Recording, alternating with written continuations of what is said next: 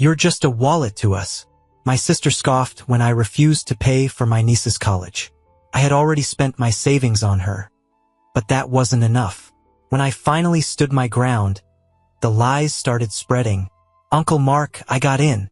NYU accepted me. Sophie's voice was trembling with excitement over the phone. I could picture her bouncing on her bed, clutching the acceptance letter with both hands, her green eyes shining with happiness. I smiled, despite the familiar weight pressing on my chest. That's amazing, kiddo, I said, trying to match her enthusiasm. You worked hard for this. You deserve it. I couldn't have done it without you, she admitted, her voice softer now. Mom said you'd help me with tuition, right? And there it was, the unspoken expectation, slipping out so casually, as if it were a given. I felt my stomach tighten, but I kept my voice steady. We'll figure it out, I promised, because that's what I always did. I figured things out for everyone. My sister, Karen, was 5 years older than me, and ever since we were kids, she had a way of making her problems my responsibility. When her first marriage fell apart, she moved back in with our parents, bringing Sophie with her. I was fresh out of college, working long hours at a tech startup. But Karen had a way of making me feel like I owed her something. You're young, single, and making good money, she'd say whenever she needed help. I'm raising a kid alone. It's not like you have a family to support. So I paid for groceries, then the rent, then summer camps and school supplies for Sophie. It was always just until things get better. But things never got better. By the time Sophie was applying to college, Karen had remarried. But her new husband, Dave, had 2 kids of his own. We're stretched thin, Karen told me over dinner one night. You're the only one who can help her. She said it like it was a fact, not a request. Karen, college is expensive. I tried reasoning.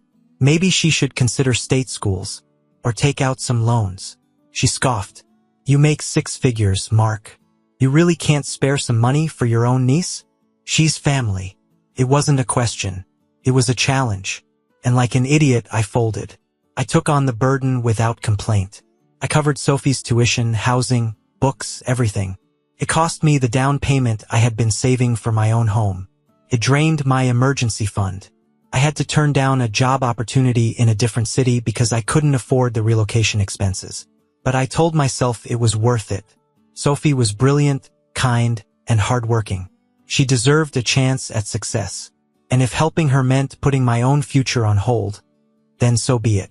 For the first year, Karen was all gratitude and praise. She called me the best uncle in the world. She told everyone how I was an angel for making Sophie's dreams come true. But as time went on, something shifted. The gratitude faded. The praise turned into expectation. By the time Sophie was starting her junior year, Karen wasn't thanking me anymore. She was demanding. The tuition bill is due next week, Mark. You haven't sent the payment yet. No, please. No, thank you. Just a reminder, as if it were a bill I was obligated to pay. And that was when I finally started asking myself, when did helping turn into owing? The first time I hesitated to send the tuition payment, Karen called me 6 times in a row. Mark, what is going on? She snapped when I finally picked up.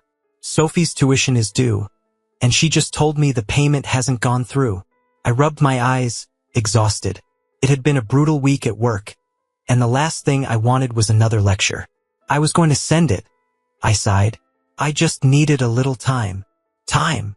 Karen scoffed. It's already late. You knew this was coming. Why would you wait until the last minute? Something in me cracked. Because I'm tired, Karen. Silence.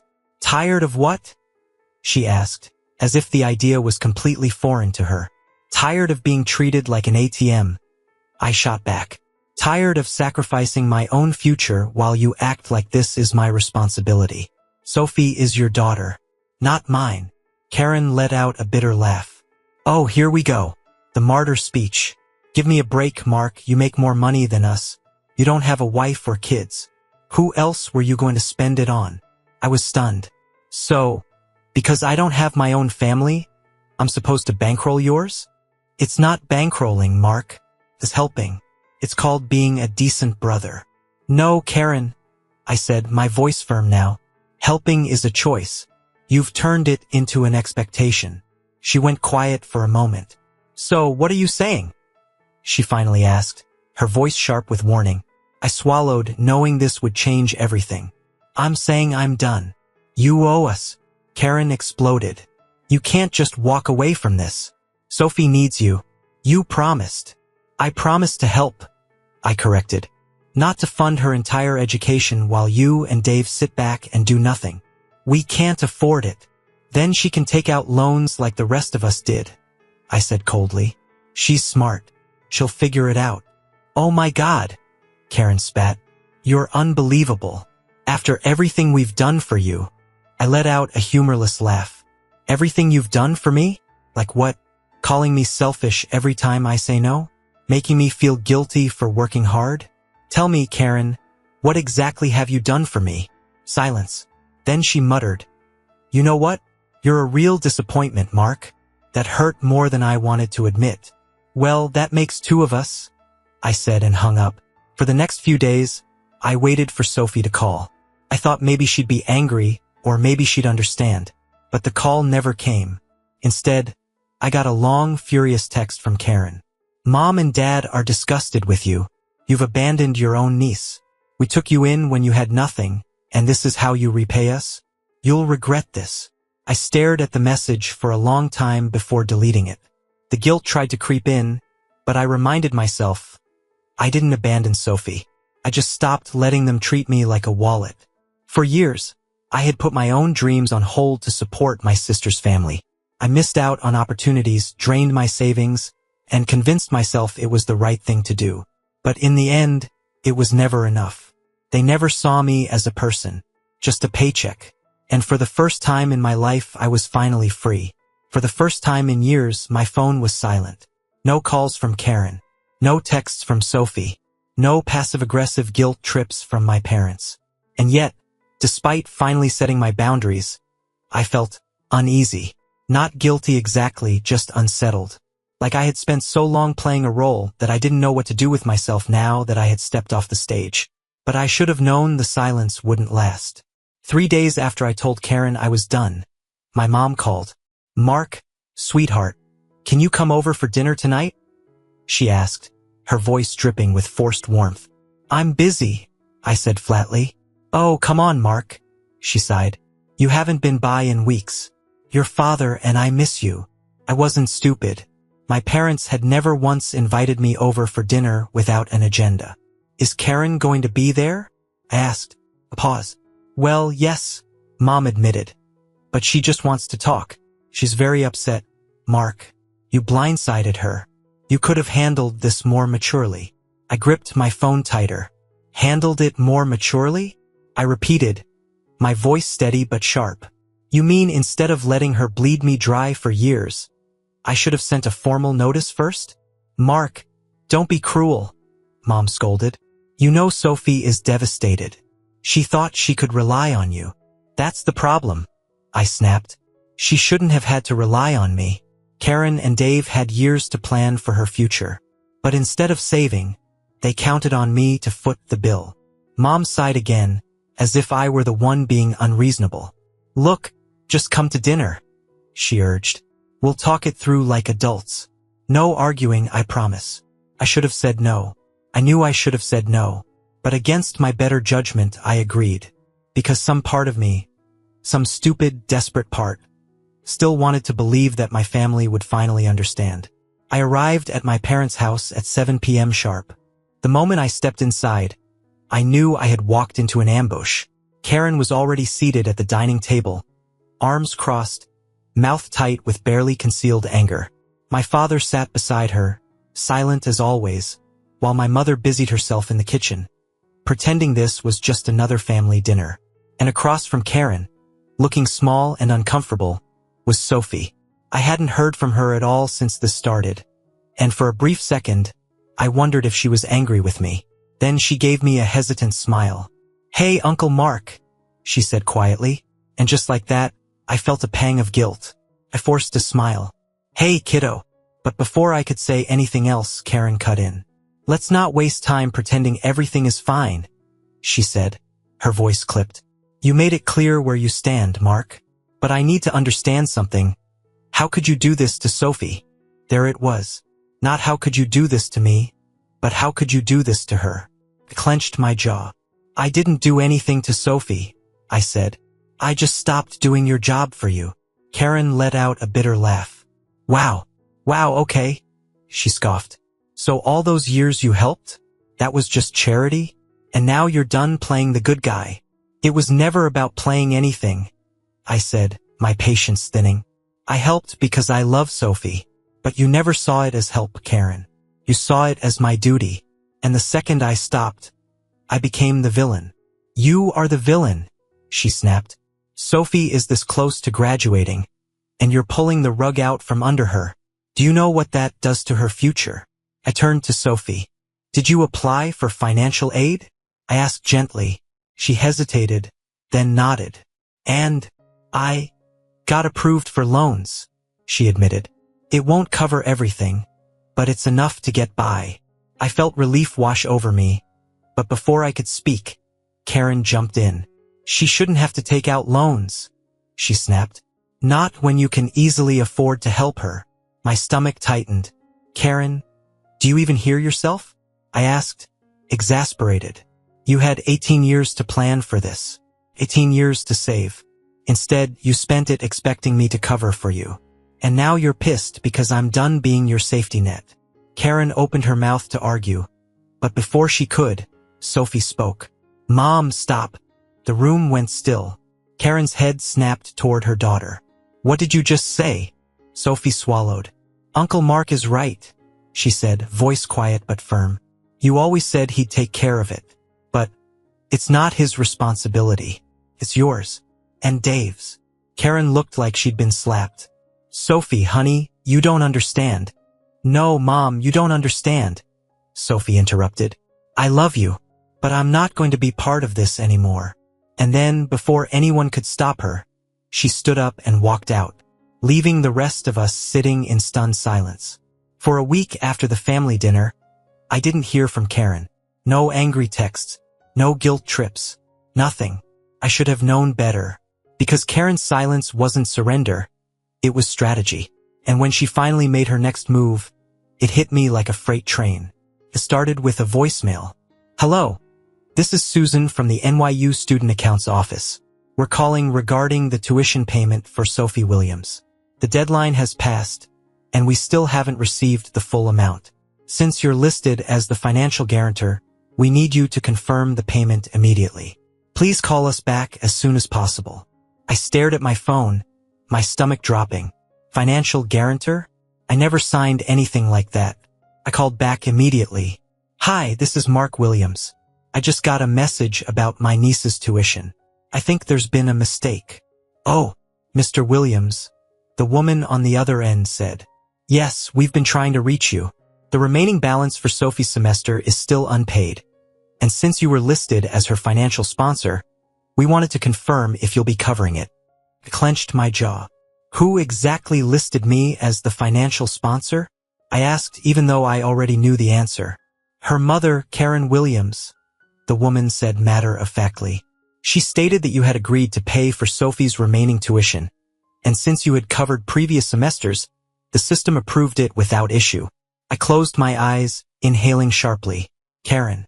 Karen had told the university that I would cover Sophie's tuition, without even asking me. And now they were expecting me to pay thousands of dollars I had never agreed to.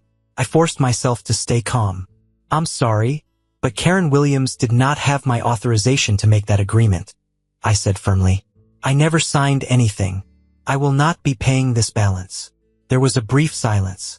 I understand, Mr. Williams, the woman finally said, her voice professional but cautious. But the university was led to believe that you were financially responsible for Sophie's education. If the balance isn't paid soon, Sophie could lose her enrollment for the semester. And just like that, I realized exactly what Karen was trying to do. She wanted to force my hand. She knew I loved Sophie. She knew I wouldn't want her education ruined. And she figured that by making this my problem, I would cave. But she had underestimated just how done I was. I'm very sorry for any confusion, I said, keeping my voice firm. But I will not be covering this balance. Karen Williams misled you. The responsibility for this payment is hers, not mine. Understood, sir? The woman said, though I could hear the tension in her voice. We'll be reaching out to Ms. Williams for clarification. You do that, I said and hung up. Then I grabbed my keys, because Karen and I were about to have a very serious conversation. When Karen opened her front door and saw me standing there, she didn't even look surprised. Well, that was fast, she muttered, crossing her arms. Stop lying, Karen, I snapped. You told NYU that I would pay Sophie's tuition. Did you really think I wouldn't find out? She rolled her eyes. Oh, relax, Mark. It was just a formality. I figured you'd pay it like you always do. So what's the big deal? I felt my fists clench. The big deal is that you lied, I said through gritted teeth. You put my name on something without my consent. That's fraud, Karen. You can't just sign me up for expenses because you don't feel like paying them. She let out an exasperated sigh, like I was being ridiculous. Oh, come on, she scoffed. It's not like you can't afford it. You make 6 figures, Mark. This is nothing to you. And there it was, the same entitled, shameless attitude I had been dealing with my entire life. You still don't get it, do you? I said, shaking my head. It doesn't matter how much money I make. This isn't about money. It's about you thinking you're entitled to it just because we share DNA. Karen rolled her eyes. Spare me the lecture, she muttered. You can either pay it or let Sophie drop out. Your call. I exhaled slowly, feeling the last shred of respect I had for my sister dissolve. Sophie is your daughter, Karen, I said. If she drops out, it's because you failed her, not me. Then I turned and walked away. She didn't stop me, but she wasn't done yet. The lies start spreading. I didn't hear from Karen for another few days. But when I did, it wasn't through a phone call. It was through everyone else. First, my Aunt Donna. Mark, what the hell is wrong with you? She texted. How could you let Sophie suffer like this when you're loaded? Then my cousin Jake. Dude, is it true you cut off Sophie just to spite Karen? That's messed up, man. Then an old family friend. I just heard what happened. I can't believe you would do this to your own niece. The messages kept coming. Karen had been busy. She had spread the story to everyone. But, of course, she had twisted it into something entirely different. According to her, I was some greedy, selfish millionaire who had abandoned my niece out of spite. That I could have paid for Sophie's tuition but refused just to hurt Karen. That I was making Sophie suffer because I had some personal grudge. And worst of all, people believed her. Because Karen had spent years making sure everyone saw me as the rich sibling. The one with no kids, no financial struggles, no responsibilities. She had crafted the perfect narrative. And I was done playing along. The truth comes out. I sent out one message. Just one. A mass email to every family member who had been running their mouths. It was simple. To everyone who has decided to take sides without hearing the full story, here are the facts. I paid for Sophie's college for 3 years out of my own pocket. I was never obligated to do this, it was a favor. Karen, without my knowledge or consent, told the university I would be paying for the final year. This was a lie. When I refused to pay for something I never agreed to, Karen spread false stories about me instead of taking responsibility. If you still think I'm the villain, that's on you. But I won't waste another second justifying myself. I hit send. Then I turned off my phone. Because I was done explaining myself to people who never cared about the truth in the first place. For a few days after I sent that email, there was silence. It wasn't the kind of silence that meant people had forgiven me. It was the kind of silence that meant people were thinking. And when the messages finally started rolling in again, the tone had shifted. The lies fall apart. First, it was my cousin Jake. Hey man, I just talked to Aunt Donna. She said Karen admitted she might have exaggerated a little. Then my aunt herself. Mark, I'm so sorry. I didn't realize Karen put your name on the tuition without asking. That's not okay. Then a family friend. You should have told us the full story earlier. We wouldn't have jumped to conclusions. That last one made me laugh. Because I had told them. They just hadn't wanted to listen. Karen had spent years crafting her image as the struggling single mom. The victim who always needed help. And I had spent years letting people believe that. But now Now they were finally seeing her for who she really was. And she hated it. Karen's meltdown. 2 days later, she showed up at my apartment. I knew she'd come eventually. When I opened the door, she was already fuming. "How dare you?" she snapped, pushing past me and storming inside. "You had no right to humiliate me like that." I shut the door calmly and turned to face her. "You had no right to lie about me," I said evenly. She let out a bitter laugh. "Oh, please, so you really think you're the victim here?" she sneered. "You let Sophie struggle just to prove a point. That's disgusting." I crossed my arms. "Sophie isn't struggling," I said. "She applied for loans. She's handling it. The only one struggling right now is you, because for the first time in your life, you actually have to face the consequences of your own choices." Her face twisted in rage. "You're being completely unreasonable," she spat. "You think you're better than me just because you have money? Because you didn't have kids? Newsflash, Mark. People don't like unbelievably selfish." I nodded slowly. "You're right," I said. She blinked, caught off guard. "Wait, what?" "You're right," I repeated. "People don't like unbelievably selfish. That's why everyone is finally realizing who you really are." Her mouth opened and closed, like she wanted to argue but didn't know how. I didn't give her the chance. "This is the last conversation we're ever going to have, Karen," I said. "I'm done. I don't care what lies you tell next. I don't care who still believes you. You don't exist to me anymore." Her face paled. "Mark, don't be so dramatic." "No." I cut her off. "We're done. Don't call me. Don't text me. Don't show up at my door. I don't forgive you, and I never will." And then I opened the door. "Goodbye, Karen." For a second, she just stood there. Then, with one final glare, she stormed out.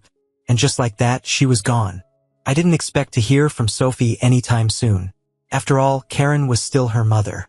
And as much as I had tried to protect her from this, she was still caught in the middle. But a week later, she called. "Uncle Mark." "Hey, kiddo," I said cautiously. She hesitated. I moved out." I sat up straight. "What?" "I couldn't stay there anymore," she admitted. "Not after everything. I mean, I always knew Mom had issues, but I didn't realize how much she was using you until I saw it myself." "Where are you now?" I asked. "Living with a friend for now," she said. I wanted you to know that I don't blame you. And I'm really, really sorry for everything she did." I swallowed the lump in my throat. "You don't have to apologize for her, Sophie," I said gently. "You're not responsible for her mistakes." She sniffled. "I just hope I don't turn out like her," she whispered. My heart clenched. "You won't," I promised. We talked for a while. She told me about school, about her job, about how weird it was to finally be on her own. And when we finally hung up, I realized something. I may have lost a sister, but I hadn't lost her. And that was enough. Moving on. Took time to rebuild. Time to shake the guilt. Time to unlearn the habit of always saying yes. Time to realize that I wasn't a bad person for finally choosing myself. But as the months passed, I started to see the difference. I had money in my savings account again. I had free weekends without Karen calling to demand something. I had peace. For the first time in years, I wasn't carrying someone else's weight. I was free, and I wasn't going to waste a single second of it. Final update. Thank you, Reddit. Hey everyone. I just wanted to come back and say a huge thank you to all of you who followed my story, gave advice, and supported me through this mess. When I first posted, I wasn't sure if I was making the right decision by cutting off my sister and standing my ground. I had spent so many years being the family ATM that I didn't even know what life looked like without that role. But now, I have clarity, and I have peace. And no, I don't regret a thing. About Sophie. A lot of people in the comments asked me why I paid for my niece's education in the first place. And the answer is simple, because I love her. Sophie is like a daughter to me. She has always been kind, hardworking, and most importantly, she never once acted entitled to my help. Even after everything that happened, after her mom lied and dragged my name through the mud, Sophie still reached out to me. She apologized for things that weren't even her fault. She made an effort to stand on her own 2 feet, and I respect the hell out of her for that. So yes, I am still helping her financially. But this time, it's on my terms. I don't cover everything, and she knows that. But I help where I choose to help. Whether that's rent assistance, books, or just sending her a little extra when I know she's stressed. It's my decision, not an expectation. And that makes all the difference. About Karen.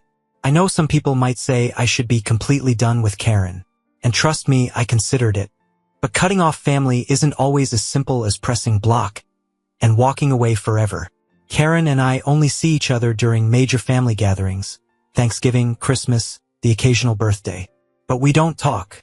I wouldn't even call it being civil. It's just existing in the same room. A nod, a forced smile, maybe a passing "how've you been?" that neither of us actually wants an answer to. And honestly, I hate it. Not because I miss our old relationship, if you can even call it that, but because I wish it could be different. There's a part of me that wants to fix things, that wants to sit down with her, lay everything out and somehow make it right. But then I ask myself, is it worth it? Because the truth is, I don't think she's changed. And if she hasn't changed, then what exactly is there to fix? So, Reddit, what do you think? Is there any point in trying to rebuild a relationship with someone who never took responsibility for what they did? Or should I just accept that this is how things will always be? Either way, I'm good. For the first time in a long time, I'm really good. Thanks again, Reddit. You guys helped me more than you know. Mark.